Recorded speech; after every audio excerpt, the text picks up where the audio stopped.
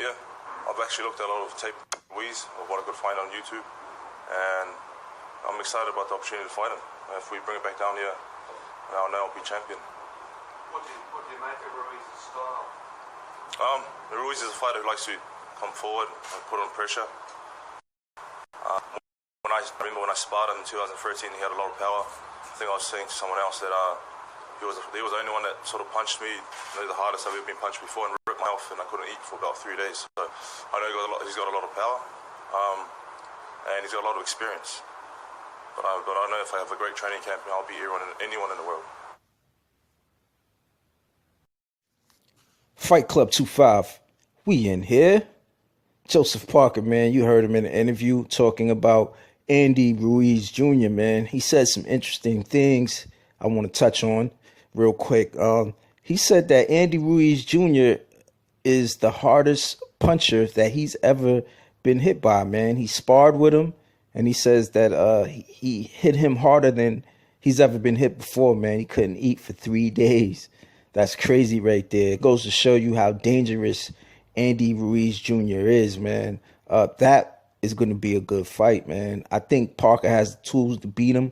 I'm not going to go into why that is. I'll save that for a prediction video and when the fight is officially announced. You dig? But I'm telling you, man, this is one I wouldn't mind seeing, man. Just as much as I wanted to see Parker fight Joshua, I'll take Parker Ruiz Jr. I feel Parker deserves to fight for that title, man. He's earned it the hard way, you dig? 5 fights. He fought 5 times last year, 4 times this year. Like, who has a schedule like that, man? And he's about to enter into training camp this weekend, man. This weekend. Today is Thursday at the time of this video, man. This weekend, he will be entering right back into training camp. He just finished off Dimitrenko. He's had like 1 week to chill and do whatever, man. And he's going right back to work. So I definitely want to see this guy win a title, man. You know, like I admire him and his work ethic, man. And I want to see him win that title. But with that being said, you know, it's so much rumor and innuendo.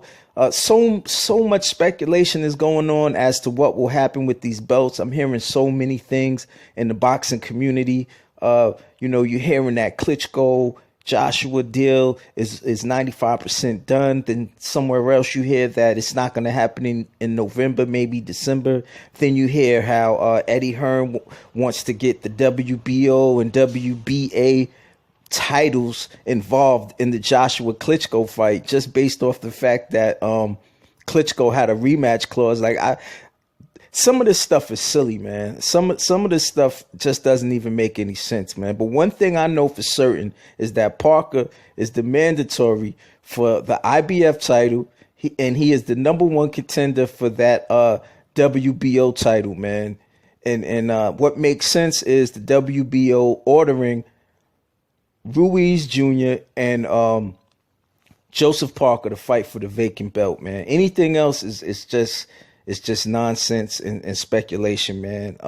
But that's what needs to happen as far as with the WBO belt. The WBA, who knows who they'll order to fight for it, man. Like I said, I've said before in a previous video, it should be Luis Ortiz and somebody else, man, that's highly ranked and that's a real top contender.